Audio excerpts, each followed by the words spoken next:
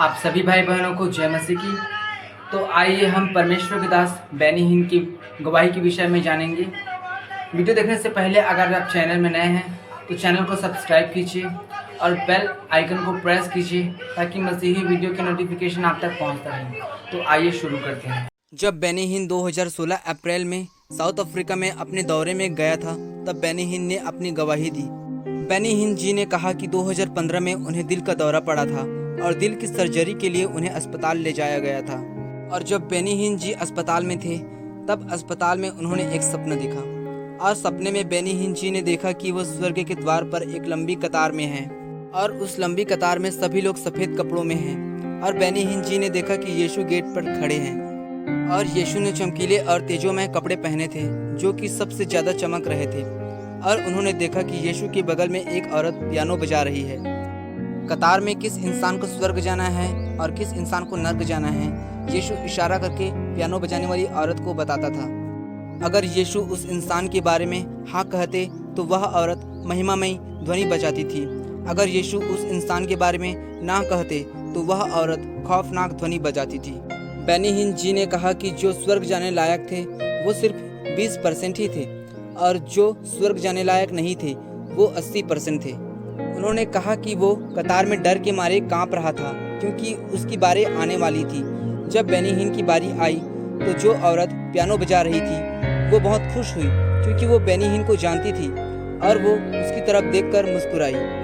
लेकिन जब यीशु ने बेनी हिन को देखा तो उसके चेहरे से साफ साफ पता चल रहा था कि वो बेनी हिन से खुश नहीं है। बेनी हिन डर के मारे बहुत ज़्यादा कांप रहा था क्योंकि वो जान चुका था कि वो स्वर्ग में जाने के लिए स्वीकृत नहीं है। यीशु अपना फैसला सुनाने ही वाले थे कि बेनी हिन की आंखें खुल गई और वो जाग गए। यीशु ने उनसे कहा कि मैं तुम्हें आखिरी मौका फिर दे रहा हूँ। उसके बाद बेनी हिन ने कुछ ऐसी चीज़ें समझाई जो कई सालों से सेवकाई करने वाले मसीही जो प्रभु की सेवा कर रहे हैं उन्हें ध्यान में लेनी चाहिए। उन्होंने कहा कि सेवकाई 2 प्रकार की होनी चाहिए। पहला ये कि वो यीशु के सुसमाचार का प्रचार कर लोगों के बीच अद्भुत चमत्कार कर उन दोनों का उपयोग कर लोगों को सेवा करे। दूसरा ये कि वो हर दिन प्रभु यीशु के साथ अपने रिश्ते में हर रोज आगे बढ़ते जाए। पास्टर बेनी हिन जी कहते हैं कि 2010 में उसका डिवोर्स हुआ। तब यीशु के साथ उनका रिश्ता खत्म हो चुका और वो यीशु से बहुत दूर हो गए और तलाक की वजह से उसका $7 मिलियन और घर आदि गंवाना पड़ा। और यहाँ पर बेनी हिन एक और चौंकाने वाली बात बताते हैं कि वो जानते थे कि वो प्रभु के साथ रिश्ते में नहीं हैं, फिर भी वो अपनी सेवकाई में बड़े बड़े चमत्कार और आश्चर्य कर्म होते हुए देख सकते थे जो कि उनके द्वारा होते थे क्योंकि वो एक बड़े अगुवे थे। याद रखिए कि परमेश्वर जो वरदान देता है उसे कभी भी वापस नहीं लेता।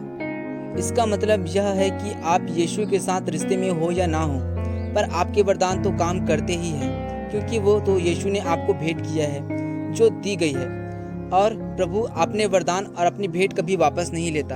इसका मतलब यह है कि आप यीशु के साथ रिश्ते में रहे बिना चमत्कार व चिन्ह कर सकते हैं, लेकिन इसका मतलब ये नहीं कि आप यीशु के साथ रिश्ते के बिना स्वर्ग जा सकते हैं। अगर कोई यीशु के साथ रिश्ते में नहीं है तो वहाँ कभी भी स्वर्ग नहीं जा सकता। अगर आपके अंदर में यीशु का जीवन नहीं है, अगर आप परमेश्वर की विधियों पर नहीं चलते, पवित्रताई में नहीं चलते, तो आप स्वर्ग नहीं जा सकते। अगर किसी को स्वर्ग में प्रवेश चाहिए तो उसको यीशु के साथ अटूट रिश्ता जोड़ना होगा और उस पर विश्वास करके मार्गों का अनुसरण करना होगा। तो देखिए प्रियो, परमेश्वर ने पास्टर बेनी हिन को एक और अवसर दिया। इसी प्रकार परमेश्वर आज मुझे और आप सभी को दूसरा मौका दे रहा है। तो बाइबल पढ़ते रहिए और यीशु की इच्छा पर चलते रहिए और विश्वास करिए और उसके मार्गों का अनुसरण कीजिए तो आप स्वर्ग जाएंगे। प्रियो, इस वीडियो के द्वारा परमेश्वर हम सभी को आशीष दे। मिलेंगे जल्द एक नए वीडियो के साथ। तो सबको जय मसीह की।